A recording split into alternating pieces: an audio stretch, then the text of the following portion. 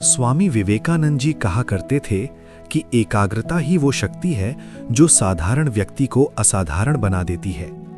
जब मन की बिखरी हुई ऊर्जा एक दिशा में बहने लगती है, तब असंभव दिखने वाले काम भी संभव होने लगते हैं। जीवन में असफलता, भ्रम, आलस्य और भय, इन सब का मूल कारण मन का भटकाव है।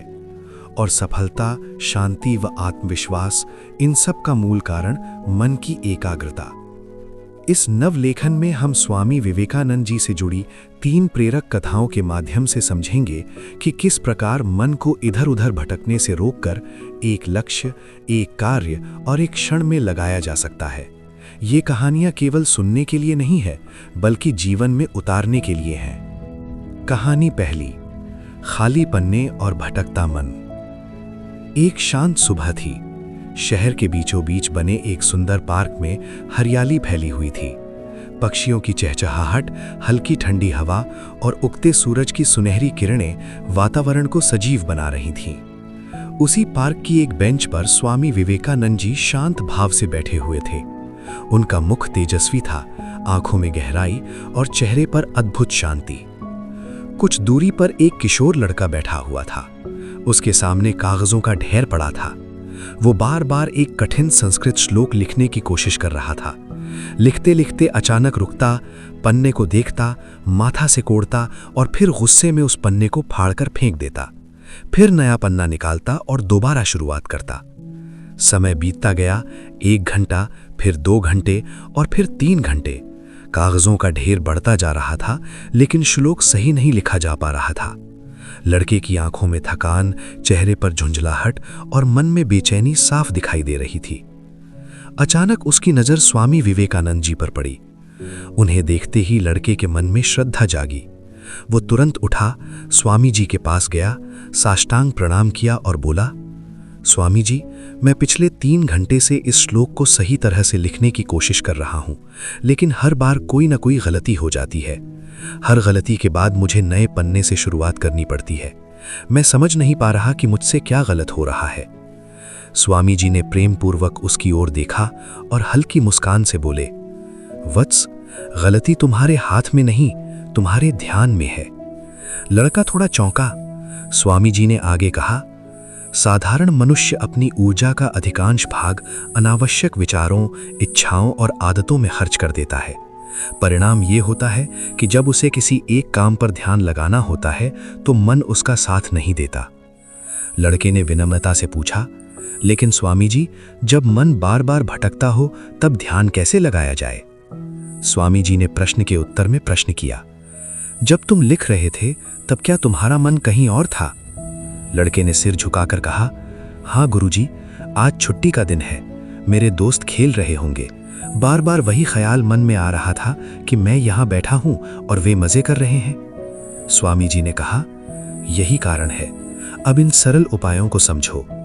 उपाय पहला, श्वास पर ध्यान। जब भी तुम्हें लगे कि मन भटक रहा है, तुरंत 5 गहरी सांसें लो। सांस लेते और छोड़ते समय अपना पूरा ध्यान केवल सांस पर रखो। न खेल का विचार, न लिखाई का, केवल सांस। उपाय दूसरा, कर्म को महसूस करना। जब तुम लिखो तो केवल लिखो। पेन का स्पर्श, कागज की सतह, लिखते समय होने वाली हल्की आवाज, हर अनुभूति को महसूस करो। जब इंद्रियां प्रत्यमान क्षण में होती हैं, तब मन भटक नहीं पाता। लड़के ने स्वामी जी की बातों को ध्यान से सुना और फिर वापस जाकर दोबारा लिखना शुरू किया। इस बार उसने गहरी सांसें लीं, मन को शांत किया और पूरी तन्मयता से लिखने लगा। कुछ ही समय में उसने देखा कि उसकी गलतियां कम हो गई हैं, लिखाई सहज हो गई और काम पहले से कहीं जल्दी पूरा हो गया। वो प्रसन्न मन से स्वामी जी के पास आया और धन्यवाद किया। स्वामी जी ने कहा, याद रखो, जब मन और इंद्रियां एक कार्य में एक हो जाती हैं, तब ध्यान गहरा हो जाता है और गहरा ध्यान ही सच्ची सफलता की नींव है। कहानी दूसरी, मोमबत्ती की लौ और लक्ष्य की राह। एक दिन एक युवक स्वामी विवेकानंद जी के आश्रम पहुंचा। उसके चेहरे पर चिंता, आंखों में थकान और मन में निराशा थी। प्रणाम करने के बाद उसने कहा, स्वामी जी, मैं लंबे समय से परीक्षा की तैयारी कर रहा हूं। बार बार प्रयास करता हूं, लेकिन हर बार असफल हो जाता हूं। मुझे समझ नहीं आ रहा कि मेरी मेहनत बेकार क्यों जा रही है। स्वामी जी ने शांत भाव से पूछा, क्या तुम सच में सफल होना चाहते हो? युवक ने दृढ़ स्वर में कहा, हाँ स्वामी जी, मैं पूरी मेहनत करने को तैयार हूं। स्वामी जी उसे एक खुले स्थान पर ले गए। वहां एक पुरानी मोमबत्ती और माचिस रखी थी। उन्होंने मोमबत्ती युवक के हाथ में दी और कहा, इसे जलाओ और उस सामने खड़े पेड़ तक लेकर जाओ। ध्यान रहे, मोमबत्ती बुझनी नहीं चाहिए। इतना कहकर स्वामी जी कुछ दूरी पर खड़े हो रहे। युवक ने मोमबत्ती जलाई और सावधानी से चलना शुरू किया। हल्की हवा चली और लौ कांपने लगी।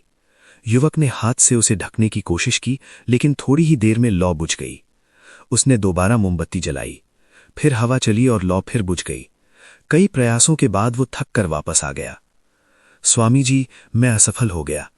स्वामी जी मुस्कुराए और बोले, तुम्हारा मन भी इसी लौ की तरह है, और बाहरी विक्षेप, मोबाइल, आलस्य, डर, तुलना, ये सब हवा की तरह है। जब तक तुम इन हवाओं से लौ की रक्षा नहीं करोगे, तब तक वो बुझती रहेगी। उन्होंने आगे कहा, लक्ष्य तक पहुंचना कठिन नहीं है, कठिन है रास्ते की हवाओं से अपने ध्यान की रक्षा करना। जो व्यक्ति अपने मन को वश में कर लेता है, वही जीवन की परीक्षा में उत्तीर्ण होता है। युवक के चेहरे पर समझ की चमक दिखाई दी। कहानी तीसरी, गिलास, पानी और विचारों का बोझ। एक अन्य अवसर पर एक युवक ने स्वामी जी से पूछा, स्वामी जी, मन में आने वाले विचारों को कैसे रोका जाए? स्वामी जी ने कहा, मैं उत्तर दूंगा, लेकिन पहले एक परीक्षा। उन्होंने एक गिलास पानी से पूरा भरकर युवक के हाथ में दिया और कहा, एक भी बूंद गिराए बिना इसे पकड़े रहो। युवक ने गिलास पकड़ लिया। शुरू में सब ठीक था, लेकिन थोड़ी देर बाद उसके मन में प्रश्न उठने लगे। कितनी देर तक खड़ा रहना है? इसका क्या लाभ है? हाथ में दर्द क्यों हो रहा है? जैसे जैसे विचार बढ़े, पानी छलकने लगा। स्वामी जी ने कहा, जब मन शांत था तब पानी स्थिर था, जैसे ही विचार आए संतुलन बिगड़ गया। उन्होंने समझाया, विचार हथौड़े की चोट की तरह है, जैसे जैसे वे पड़ते हैं वैसे वैसे व्यक्तित्व ढलता जाता है।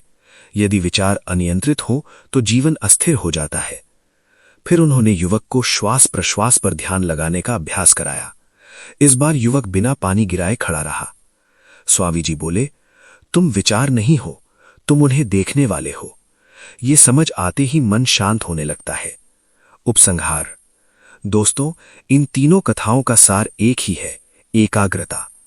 चाहे पढ़ाई हो, काम हो, साधना हो या जीवन का कोई भी लक्ष्य हो, जब तक मन एक जगह नहीं ठहरता, तब तक सफलता दूर ही रहती है।